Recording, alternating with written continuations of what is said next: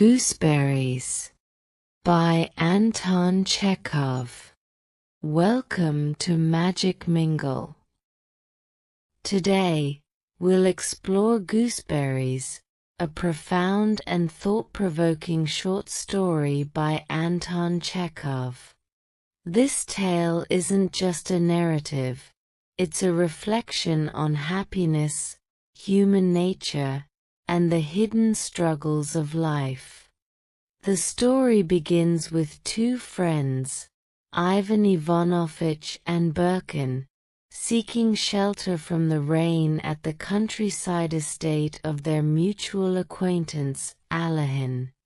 Over tea, Ivan shares the story of his brother Nikolay, whose dream of owning a country estate with gooseberries consumed his life. Nikolay sacrifices relationships, comfort, and even morality to fulfill his vision. When he finally achieves his goal, his happiness appears complete. But at what cost? Ivan's reflections go beyond his brother's story. He questions whether happiness should be an ultimate goal when it so often comes at the expense of others. Through Ivan's perspective, Chekhov asks us to consider the silent suffering that lies behind the contentment of the fortunate. Is true happiness possible when so much injustice and pain exist in the world? In this video, we'll retell this timeless story in modern, easy-to-understand English, making it accessible to everyone. Whether you're here to improve your English skills or dive into the deeper meaning behind Chekhov's words, you're in the right place. Stay tuned as we unravel this literary masterpiece, and don't forget to like, subscribe, and share your thoughts in the comments. What does happiness mean to you? Let's discuss it together in MagicMingle. The sky had been overcast with rain clouds since morning. It wasn't hot, but the heavy gray weather made everything feel oppressive. It was one of those days where rain seemed imminent but refused to fall. Ivan Ivanovitch, a veterinary surgeon, and Birkin, a high school teacher, had been walking for hours and were now feeling tired. The fields stretched endlessly before them, and the village of Myronositsko seemed so far away. They could just make out its windmills in the distance. To their right was a line of low hills disappearing into the horizon behind the village. They knew the river ran alongside those hills, bordered by meadows, willow trees, and scattered farmhouses. From the top of one of those hills, one could see an expansive plain, dotted with telegraph wires and, in the distance, a train crawling along like a caterpillar. On clear days, you could even glimpse the town far off. In the stillness of the moment, surrounded by the dreamy countryside, Ivan Ivanovitch and Birkin both felt a deep love for the land. They thought about how vast and beautiful their homeland was. "Last time we stayed in Prokofy's barn," Birkin said, breaking the silence, "you were about to tell me a story." "Yes," Ivan Ivanovitch replied. "I wanted to tell you about my brother." He sighed deeply, lit his pipe, and was about to begin when the rain finally arrived. At first, it was a light drizzle, but within 5 minutes, it turned into a heavy downpour. The sky darkened completely, and it was impossible to tell how long the rain would last. The two men hesitated, unsure of what to do. Their drenched dogs stood with their tails tucked between their legs, staring at them pleadingly.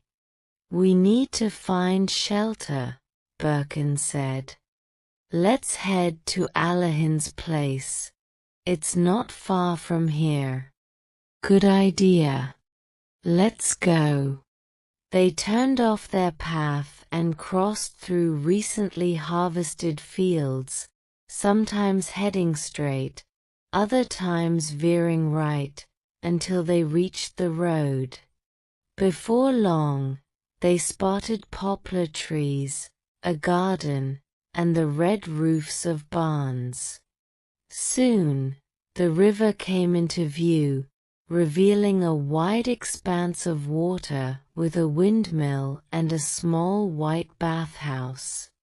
This was Sofino, where Alahin lived. The sound of the watermill drowned out the noise of the rain. The dam shook under the force of the water. Nearby, wet horses stood patiently beside carts, their heads drooping. A few men covered in sacks wandered around. The scene was damp, muddy, and bleak. The water looked cold and unwelcoming. By the time Ivan Ivanovitch and Birkin crossed the dam and reached the barns, they were soaked and muddy. Their discomfort left them irritable, and neither spoke as they trudged along. From one of the barns came the loud hum of a winnowing machine, and clouds of dust floated out through the open door. Standing in the doorway was Alahin, a tall, stout man of around 40, with long hair. His appearance was more suited to a professor or artist than a landowner. He wore a white shirt that desperately needed washing, tied at the waist with a rope. Instead of trousers, he had on drawers, and his boots were caked with mud and straw. His face and nose were streaked with dust. When he recognized Ivan Ivanovitch and Birkin, his face lit up with delight. "Gentlemen," he exclaimed, smiling warmly. "Come inside. I'll join you in just a moment." Alahin's home was a large, two-story building. He lived on the lower floor, which had arched ceilings and small windows. This part of the house had once been the quarters for the estate's bailiffs, and everything inside was plain and functional. The air smelled of rye bread, cheap vodka, and harness leather. Alahin only used the upper floor, with its grander rooms, on special occasions when he had guests. As Ivan Ivanovitch and Birkin stepped inside, they were greeted by a young maidservant. She was so strikingly beautiful that the two men stopped in their tracks, exchanging surprised glances. "You can't imagine how happy I am to see you," Alahin said, entering the hall with them. "What a wonderful surprise." Turning to the maid, he added, "Pelagia, bring our guests something dry to change into. And while you're at it, I'll change too. But first I need to wash. I don't think I've had a proper wash since spring." Would you care to join me in the bathhouse? They can prepare things here while we're gone." Pelagia, graceful and elegant, brought towels and soap. Smiling softly, she handed them to the men. Alahin led his guests to the bathhouse. "It's been ages since I've had a bath," he admitted as he began undressing. "My father built this bathhouse. It's quite nice, don't you think? But somehow, I never seem to have the time to use it." He sat on the steps, lathering his long hair and neck. The water around him turned a murky brown. "Yes, I'd say it's long overdue," Ivan Ivanovitch commented, eyeing him with amusement. Blushing slightly, Alahin replied, I know," and gave himself another thorough scrubbing. This time, the water turned dark blue, almost like ink. Meanwhile, Ivan Ivanovitch stepped outside and dove into the river with a loud splash. He swam energetically through the rain, creating ripples that made the white water lilies bob up and down. He swam to the middle of the pond, dived down, then reappeared in a different spot. He kept diving, trying to reach the bottom. "Oh my goodness!" he exclaimed repeatedly, thoroughly enjoying himself. "Oh my goodness!" He swam all the way to the mill, chatted briefly with the peasants there, and then floated on his back in the center of the pond, letting the rain fall on his face. Birkin and Alahin, now dressed, waited on the bank, ready to return to the house. But Ivan Ivanovitch kept swimming and diving, shouting joyfully, "Oh my goodness! Oh Lord, have mercy on me!" "That's enough," Birkin called out. Reluctantly, Ivan Ivanovitch swam back to shore, and the group returned to the house. It wasn't until they were seated upstairs in the spacious drawing room, with lamps lit and tea served, that Ivan Ivanovitch began his story. Birkin and Alahin, now wearing warm slippers and silk dressing gowns, sat in plush armchairs. Alahin, freshly bathed and dressed in a new coat, strolled around the room, savoring the comfort of clean clothes and dry shoes. Pelagia moved quietly across the room, serving tea and jam with a soft smile. The warm light of the lamps illuminated the portraits on the walls, stern officers and elegant ladies who seemed to watch over the scene. Only then did Ivan Ivanovitch finally start his tale, and it felt as though everyone in the room, even the faces in the portraits, was listening intently. "There are two of us brothers," Ivan Ivanovitch began. "I'm Ivan, the elder, and my brother is Nikolay, 2 years younger than me. I chose a professional path and became a veterinary surgeon, while Nikolay started working in a government office at the age of 19.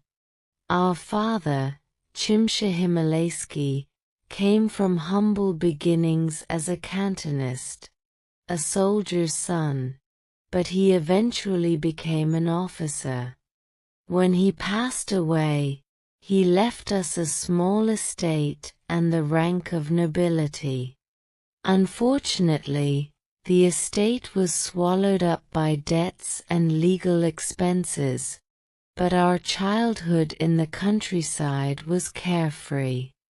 Like peasant kids, we spent our days and nights in the fields and woods, tending horses, stripping bark from trees, and fishing.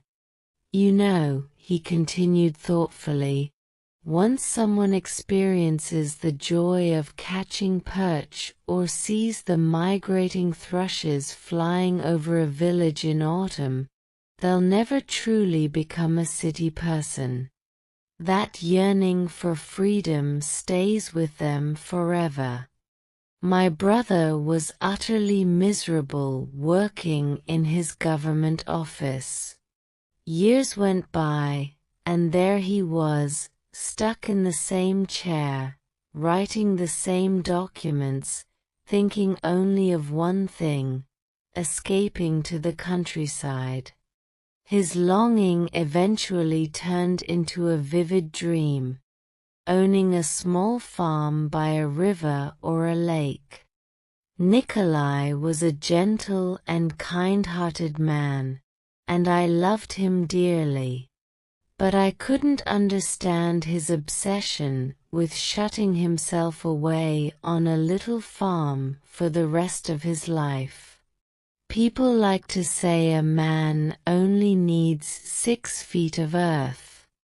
Well, 6 feet is enough for a corpse, not a living man.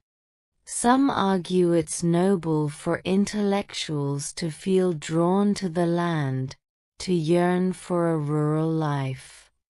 But to me, these small farms are just as limiting as a grave. Running away from the city, avoiding the hustle and struggle of life, and isolating yourself on a farm isn't living. It's selfish, lazy, and no different from being a monk, except without the good deeds. A man doesn't need 6 feet of earth or a tiny farm. He needs the whole world, all of nature, so he has the space to fully explore and express the potential of his free spirit. But my brother didn't see it that way. He spent his days in that dreary office, dreaming of a life where he'd grow his own cabbages that would fill the yard with their savory aroma. He pictured himself eating meals outdoors on the grass, napping in the sunshine, and spending hours sitting by the gate, staring at the fields and forest. He devoured gardening books and the agricultural tips in almanacs as though they were sacred texts. When he read newspapers, he ignored everything except the advertisements for farmland: acres of arable fields, grass meadows, houses, rivers, gardens, mills and ponds for sale. His imagination ran wild. Every ad painted a new picture in his mind: winding garden paths, blooming flowers, lush orchards, starling houses, carp swimming in a pond. And in every single fantasy, there were always gooseberries. He couldn't imagine a farm or a peaceful retreat without them. Country life is so convenient, he would often say. You can sit on the veranda sipping tea while your ducks swim on the pond. The air smells amazing, and the gooseberries are growing. He even drew maps of his future farm. Every map had the same details: A house for the family, B quarters for the servants, C a vegetable garden, and D gooseberry bushes. He lived frugally, ridiculously so. His clothes were worn and shabby. He looked like a beggar. He ate and drank as little as possible, saving every kopeck and depositing it in the bank. He became obsessed with hoarding money. I couldn't bear to see him like that. I'd give him gifts for Christmas and Easter, but he'd hoard those too. Once a person gets consumed by an idea, there's no reasoning with them. Years went by. Nikolay was transferred to another province. By this time, he was over 40, still reading the same ads, still saving up. Then I heard he had gotten married. Of course, he married with one purpose in mind: to buy that farm and plant those gooseberries. He married an older, unattractive widow, not out of love but because she had money. After their wedding, he continued his miserly ways, depriving her of proper food and using her money to fatten his bank account. Her first husband had been a postmaster, and she'd been used to a comfortable life. Pies, homemade wine, little luxuries. With Nikolay, she barely got enough black bread to eat. She grew thin and pale under his tight-fisted rule, and 3 years later she died. But my brother never once considered that he might have been responsible for her death. Money, like vodka, does strange things to people. There was a merchant in our town who, before he died, ordered a plate of honey. He mixed his money and lottery tickets into the honey and ate the whole thing so no one else could have them. Once, when I was inspecting cattle at a railway station, a cattle dealer had his leg severed by a train. We carried him into the waiting room. There was blood everywhere. It was awful. The whole time, he kept asking us to find his severed leg. He was frantic, not because he was in pain, but because there were 20 rubles hidden in his boot, and he didn't want to lose them. Birkin, who had been listening patiently, interrupted. That's a story from a completely different opera. After his wife's death, Ivan Ivanovitch continued, pausing briefly to gather his thoughts. My brother Nikolay started looking for a country estate. Naturally, you can spend years searching and still end up with something far from the dream you had imagined. Nikolay bought his estate through an agent, a mortgaged property of about 330 acres. It had a family house, servants' quarters, and a park, but no orchard, no gooseberry bushes, and no duck pond. There was a river, yes, but the water was the color of coffee because one side of the estate had a brickyard and the other, a factory that burned bones. Yet Nikolay wasn't too upset about these shortcomings.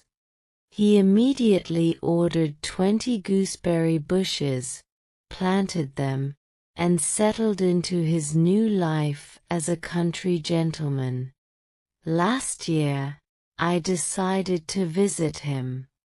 I wanted to see for myself how he was getting along. In his letters, he had proudly referred to his property as Chumbraklov Waste, alias Himalaysko. I arrived there in the afternoon on a hot day. The place was surrounded by ditches, fences, and hedges, with rows of fir trees. It was hard to figure out how to even get to the yard or where to leave my horse. When I finally reached the house, a fat reddish dog that looked more like a pig came waddling out to greet me. It tried to bark but was too lazy. The cook came out next, barefoot and as plump as the dog. She also resembled a pig. She told me her master was resting after dinner. I went inside and found Nikolay sitting up in bed with a quilt over his legs. He had aged considerably.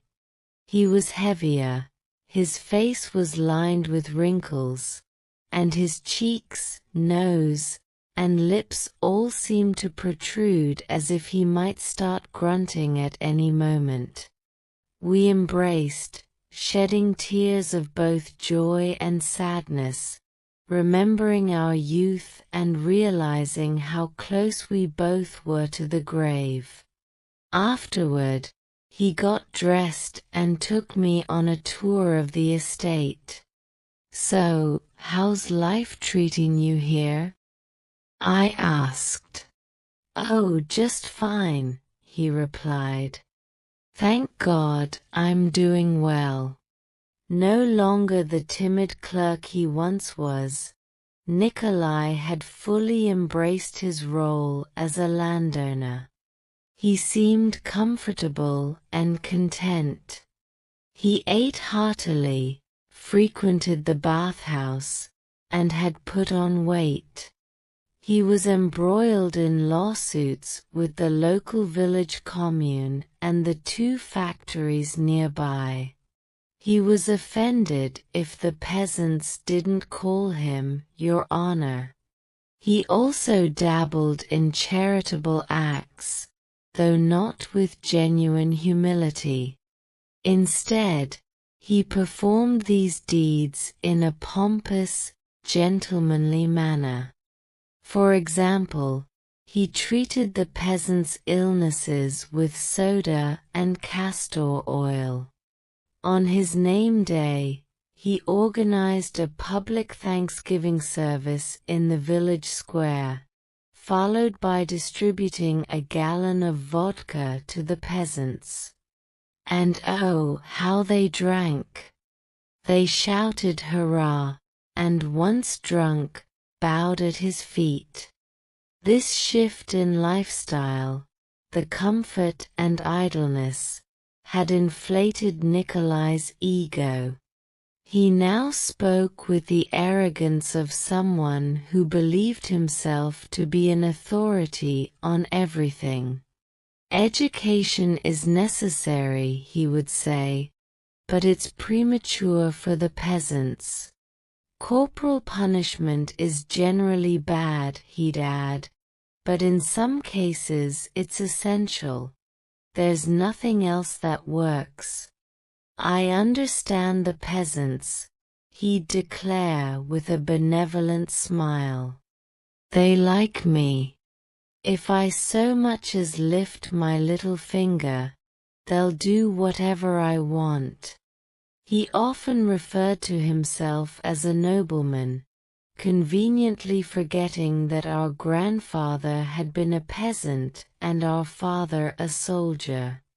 Even our awkward surname, Chimsha-Himalayski, now sounded noble and distinguished to him. But this story isn't really about Nikolay. It's about what happened to me during the short time I spent at his estate. That evening, as we sat drinking tea, the cook brought out a plate of gooseberries. They were from Nikolay's bushes, harvested for the first time. Nikolay's face lit up with childlike excitement. He laughed and stared at the plate, tears welling up in his eyes. He couldn't speak at first, overcome with emotion. Finally, he put a gooseberry in his mouth, savored it, and looked at me triumphantly, like a child showing off a new toy. "Delicious," he said, and then began eating them greedily, repeating, "Ah, how delicious! You must try them." They were sour and unripe, but he was too happy to notice. As Pushkin once wrote, "Dearer to us the falsehood that exalts, than hosts of baser truths." In that moment, I saw a man who had achieved his lifelong dream. He was satisfied, content with his life, and at peace with himself. But whenever I see someone so completely happy, there's always a trace of sadness in my heart. That night, lying in the room next to his, I couldn't shake the oppressive feeling of despair. I could hear Nikolay moving around. He kept getting up, going to the plate of gooseberries, and eating one. As I lay there, I thought about the many people who are content and satisfied with their lives. Their happiness, I realized, is suffocating to those who struggle. When you look at life, you see the arrogance and idleness of the powerful, the ignorance and suffering of the weak, the poverty, overcrowding, and alcoholism. Yet everything appears calm and peaceful. In a town of 50,000 people, no one cries out or protests. Life goes on as if nothing is wrong. People shop for food, eat, sleep, chatter about trivial things, marry, grow old, and bury their dead. But behind this facade, there is so much suffering. It's hidden, out of sight. The most tragic aspects of life happen somewhere backstage, beyond what we see or hear. And all we have to remind us of this suffering are statistics. How many have gone insane? How many gallons of vodka were consumed? How many children died of malnutrition? This system of things, this silence, is necessary for the happy to remain happy. It's only because the suffering bear their burdens in silence that others can live in comfort. It's as if we're all under some kind of hypnosis. There should be someone behind every happy, contented person.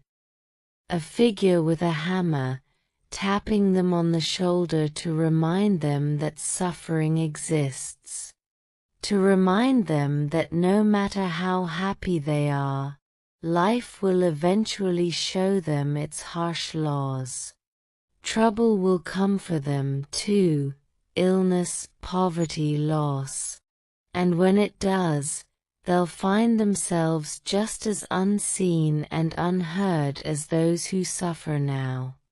But there's no one with a hammer.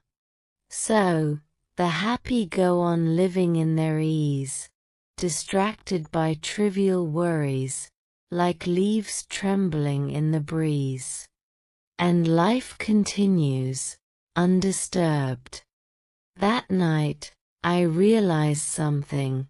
Ivan Ivanovitch continued, standing up as if to emphasize his point. I realized that I, too, had become comfortable and content.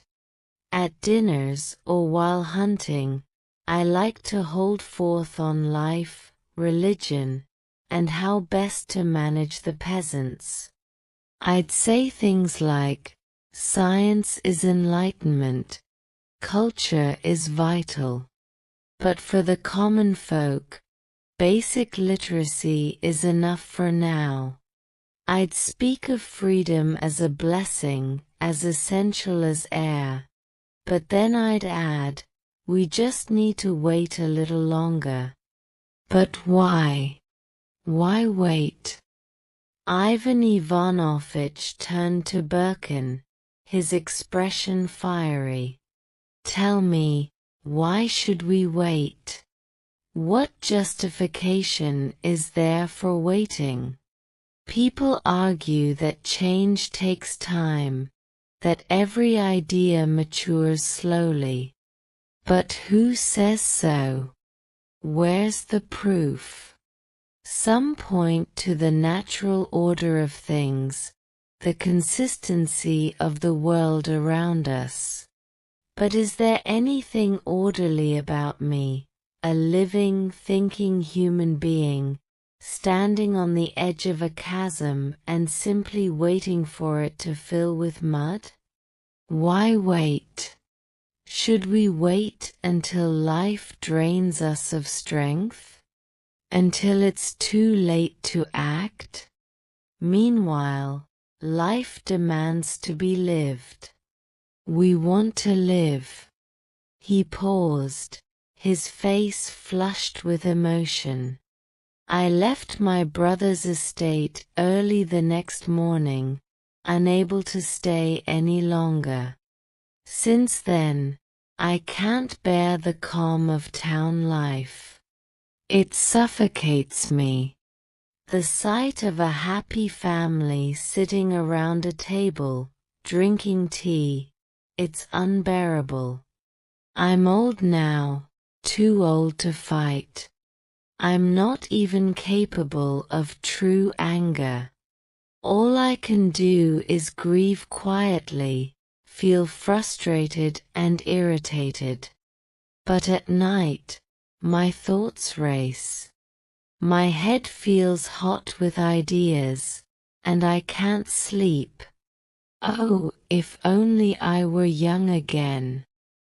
Ivan Ivanovitch began pacing the room in agitation, repeating, "If only I were young."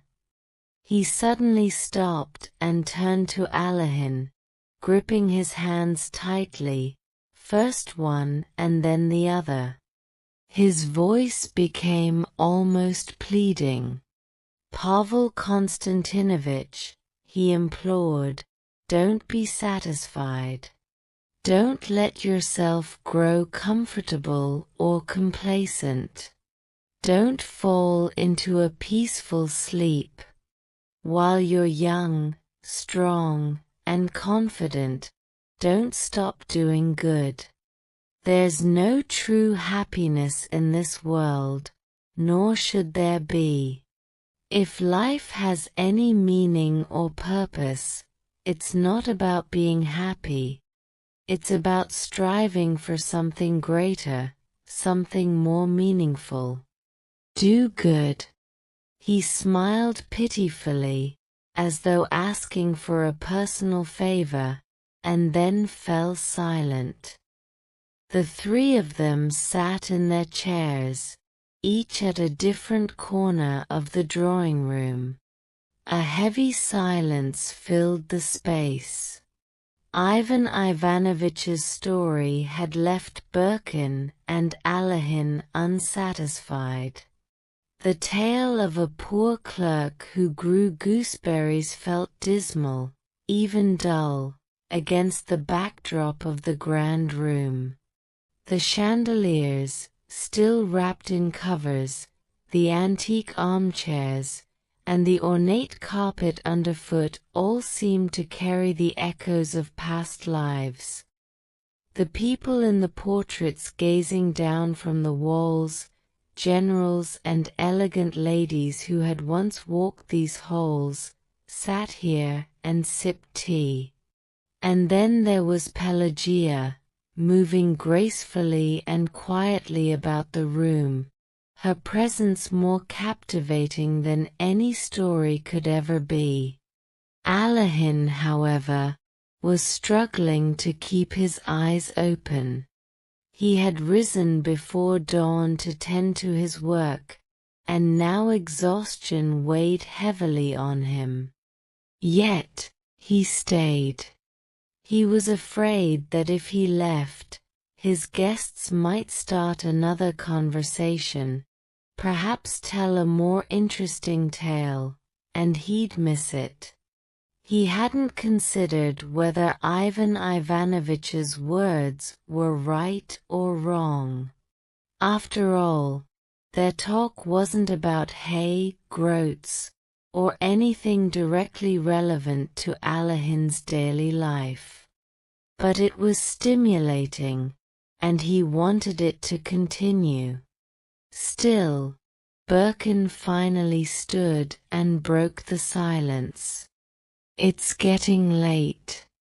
Allow me to say good night." Alahin nodded, wished them both a good night, and went downstairs to his own quarters. Birkin and Ivan Ivanovitch were shown to a large guest room with 2 old wooden beds carved with ornate designs. In one corner stood an ivory crucifix. The beds were freshly made by Pelagia, their linens cool and fragrant with the scent of cleanliness. Ivan Ivanovitch undressed silently and climbed into bed. "Lord, forgive us sinners," he muttered, pulling the quilt over his head. Birkin lay in the other bed, but he couldn't sleep. A faint, unpleasant smell lingered in the room. It was coming from Ivan Ivanovitch's pipe, which had been left on the table. The stale scent of old tobacco filled the air. The rain continued through the night, its soft patter against the windowpanes a constant, soothing rhythm. Thank you for listening. Like, subscribe, and share our channel Magic Mingle with your friends to enjoy more magical stories.